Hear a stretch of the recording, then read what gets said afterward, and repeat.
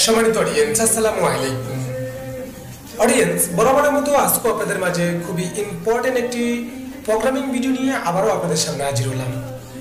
সেটি হলো JUKI DDL-7000A-7। এই মডেলের লক স্টিচ সুইং মেশিনের অল প্রোগ্রাম এবং রিসেট প্রোগ্রাম এবং কাস্টম পাসওয়ার্ড কীভাবে আপনারা মন মতো পাসওয়ার্ড দিয়ে লক করে রাখতে পারবেন এবং ডিফল্টভাবে এই মেশিনের কিছু প্রোগ্রাম লক আছে সেগুলো আপনাদেরকে দেখাবো এবং এই মেশিনের যে উপরে শর্টকাট যে প্রোগ্রামগুলো আছে সেগুলো দেখাবো এবং ভিতরে যে প্রোগ্রামগুলো আমাদের থাকে সচরাচর যে প্রোগ্রামগুলো আমাদের প্রয়োজন হয় সেই প্রোগ্রামগুলো A to Z ফুল ধারণা দেওয়ার চেষ্টা করব।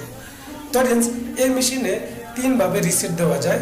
আমি আপনাদেরকে এক এক করে সবগুলো রিসেট দেওয়া আপনাদেরকে শেখাবো।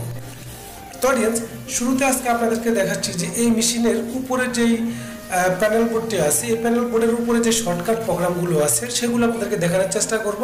তারপরে ভিডিও লাস্টের অংশে আপনাদেরকে ভিতরে যে ক্রিটিক্যাল প্রোগ্রামগুলো আছে বা যে পার্সোনাল যে প্রোগ্রামগুলো আছে সেগুলো আপনাদেরকে দেখানোর চেষ্টা করব। তো শুরুতে আমরা আমাদের এই মেশিনের ফার্স্ট ব্যাক স্টিচ এবং লাস্ট ব্যাক স্টিচ সেগুলো দেখাচ্ছি। এগুলো আপনারা সবাই পারবেন বা সচরাচর করে থাকবেন। যারা নতুন আছেন তাদের শেখার জন্য আমি যেহেতু A to Z এই জন্য আপনাদের দেখানোর চেষ্টা করতেছি। আমাদের A এবং B যে বাটনগুলো আছে উপরের সাইডের বাম সাইডে সেটা হলো আমাদের ফার্স্ট ব্যাক স্টিচ।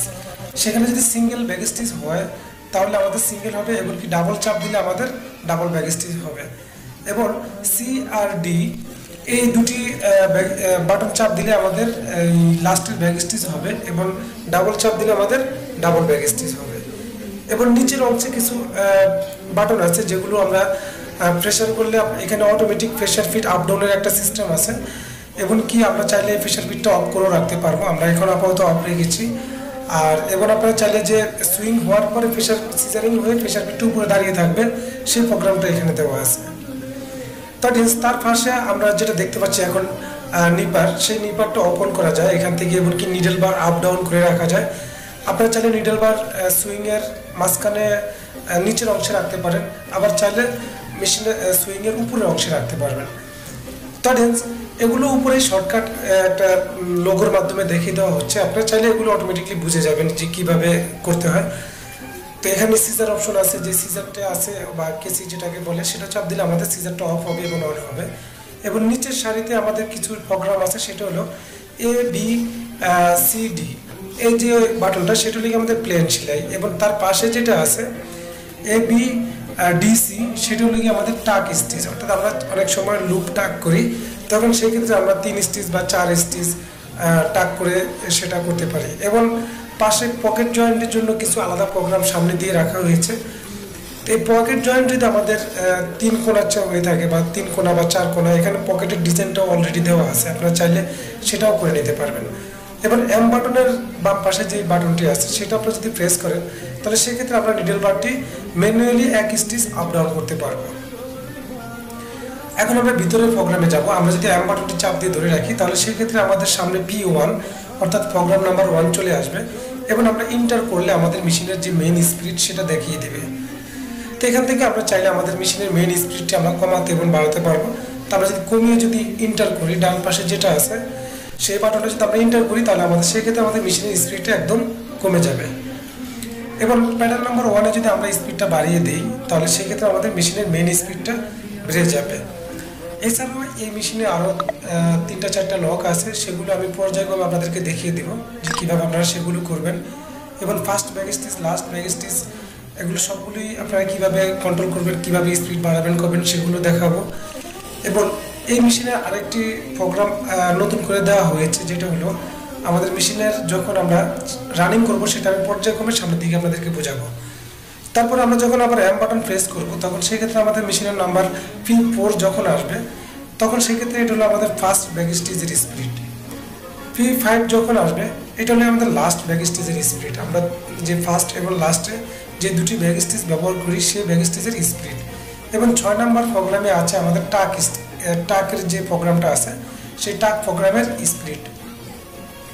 তা আমরা যখন টাক প্রোগ্রামে যদি আমরা স্পিডটা কমিয়ে রাখি তাহলে সেক্ষেত্রে আমাদের টাকটা 4 স্টিচ বা 3 স্টিচ যেটা দিয়ে থাকি, যে কয়বার আমাদের আপ ডাউন করবে সেটা করে অটোমেটিকলি অফ হয়ে যাবে।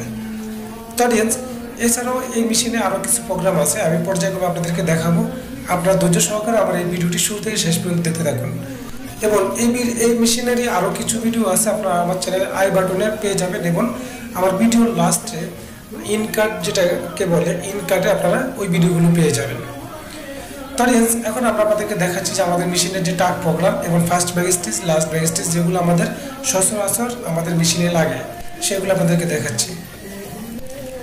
আর এই মেশিন সম্পর্কে আপনাদের যদি কোনো কিছু জানার প্রয়োজন হয় তাহলে সেক্ষেত্রে আমার এই ভিডিওর নিচে কমেন্ট বক্সে কমেন্ট করে দেবেন, আমি আপনাদেরকে কমেন্টে জবাব দেওয়ার চেষ্টা করব। তো এখন আমরা আমাদের এই মেশিনের টাক প্রোগ্রাম এবং প্লেন সেলাই যেটাকে বলে সেটা আমরা দেখালাম, এবং first back stitch, last back stitch এগুলো দেখালাম। এবং আমাদের এই মেশিনে যে সোলো স্টিচ সেগুলো আবার এই ইন্টার বাটনের উপরে যে বাটনটা আছে সেটা আমাদের সোলো স্টিচ কাজ করবে। তো এখানে আরও অনেকগুলো প্রোগ্রাম আছে, 7 নাম্বার, 8 নাম্বার এবং 9 নাম্বার। এগুলো আপনারা চাইলে আপনারা একে একে একটি করে চেঞ্জ করে আপনারা দেখতে পারেন আমাদের মেশিনের কন্ডিশন চেঞ্জ হবে। এবং P13 যে প্রোগ্রামটি আছে এখানে যদি আপনারা STP স্টপ এখানে যদি এন্টার করেন তাহলে সেক্ষেত্রে আমাদের হবে কি, এই মেশিনটা যখন আমরা রানিং করব ফার্স্ট ব্যাক স্টিচ হয়ে আমাদের মেশিনটা নিডল বার দাঁড়িয়ে থাকবে, অর্থাৎ মেশিনটি চলবে না। পরবর্তীতে আবার যখন পেডালটি চাপ দেওয়া হবে তখন সেক্ষেত্রে আমাদের মেশিনটি রানিং হবে। তাহলে এটা একটা নতুন এক্সট্রা প্রোগ্রাম এই মেশিনে দেওয়া হয়েছে এই মডেলে। তো 13 নম্বর প্রোগ্রাম আপনারা কন্টিনিউ দিয়ে রাখবেন, তাহলে সেক্ষেত্রে আপনাদের মেশিনের যে রানিং সেই রানটা অটোমেটিকলি ডিফল্টভাবে থাকবে। তো এখন আমরা আপনাদেরকে কিছু ভিতরে ইম্পর্টেন্ট যে প্রোগ্রামগুলো আছে সেগুলো দেখাবো। এই জন্য আমাদেরকে অ্যাম্প বাটন এবং ইন্টার বাটন দুটি বাটন একসাথে চাপ দিয়ে আমাদের মেশিনের পাওয়ারটি অন করতে হবে। এখন এখানে আমাদের প্রোগ্রাম নাম্বার 68 এইখানে যদি আমরা এন্টার করি তাহলে সেক্ষেত্রে আমরা এই মেশিনের যে নাম্বারটা দেখতে পাচ্ছেন এটা আমাদের একটা আরপিএম। এই আরপিএমটা আপনারা চাইলে মেশিন থেকে কন্ট্রোল করে রাখতে পারবেন। আপনারা যদি এই 68তে যদি এখানে যেই আরপিএমটা দিবেন সেই আরপিএম আমাদের উপরে যদি বেশি আরপিএম থাকে তাহলে সেক্ষেত্রে আমাদের ভিতরে কম কাজ করবে। তা আপনারা যারা মেনটেনেন্সে আছেন তারা অবশ্যই বুঝতে পারছেন আমি কি বোঝাতে চাচ্ছি আপনাদেরকে। এছাড়াও এই মেশিনের মডেল কিভাবে চেঞ্জ করবেন সেটাও আপনাদেরকে দেখাবো। এই মেশিনের 3টা মডেল আছে, 3টা মডেলের মধ্যে 3 রকম কাজ করা হয়, আমি সেই 3টা আপনাদেরকে দেখাবো। এবং একটি মডেলের মধ্যে আমাদের 3500 আরপিএম দেওয়া আছে, আরেকটি মডেলের মধ্যে 4000 আরপিএম দেওয়া আছে। তো এখন আমরা আমাদের আরপিএমটা আপনাদেরকে দেখানোর চেষ্টা করতেছি এবং বোঝানোর চেষ্টা করতেছি। আপনারা যদি ভিতর থেকে যদি আপনারা আরপিএমটি কমিয়ে রাখেন তাহলে উপর থেকে আপনারা যতই বাড়ান তাহলে সেক্ষেত্রে আমাদের মেশিনে আরপিএমটি বাড়বে না। তো এখন আমরা আপনাদেরকে দেখাবো এখানে যে 70 নম্বর প্রোগ্রামটা সেটাও দেখাবো। 68তে আমরা এখান থেকে আরপিএমটা বাড়িয়ে দিলাম, বাড়িয়ে দিয়ে আপনাদেরকে চেক করবো দেখাবো। এবং 68-এর পরিবর্তে যখন আমরা 70-তে যাবো এখানে 3টি মোড আছে, আমরা যদি 2 নম্বর মোডে রাখি তাহলে সেক্ষেত্রে আপনারা দেখতে পাবেন যে আমাদের মেশিনের প্রোগ্রামটি সম্পূর্ণভাবে চেঞ্জ হয়ে গেছে, অলরেডি প্রায় রিসেটের মতো হয়ে গেছে। এখন আমাদের আগে পুনরায় ফার্স্ট ব্যাক স্টিচ 1900 হয়ে গেছে এবং লাস্ট ব্যাক স্টিচ 1900 হয়ে গেছে, এবং মেশিনের যে ডিফল্ট যে প্রোগ্রামগুলো থাকে সেই প্রোগ্রামগুলো আমাদের সেট আপ হয়ে গেছে। তো এখন আপনারা দেখবেন যে আমাদের এই মেশিনের যে আমাদের মেন যে স্পিডটা আছে সেই স্পিডটা 4000 হয়ে গেছে, এবং আমাদের ফার্স্ট ব্যাক স্টিচের স্পিড 1900 এবং লাস্ট ব্যাক স্টিচের স্পিড 1900 এবং টাক ব্যাক স্টিচের স্পিড 1900 আছে।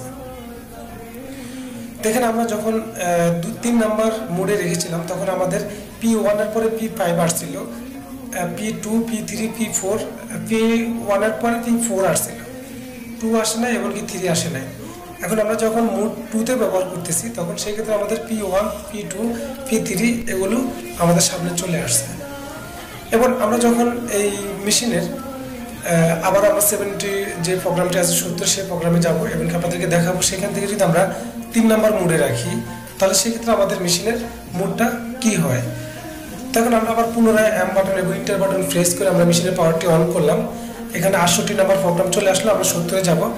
তবে সবচেয়ে বেটার হয় কি আমাদের এই মেশিনের মোডটা 3-তে রেখে কাজ করাটা সবচেয়ে বেটার। 2-তে যখন রাখবো মোড তখন সেক্ষেত্রে আমাদের মেশিনের স্পিড থাকবে 4000, এবং যখন 2-তে রাখবো তখন সেক্ষেত্রে আমাদের মেশিনের সর্বোচ্চ ম্যাক্সিমাম স্পিড থাকবে 3500।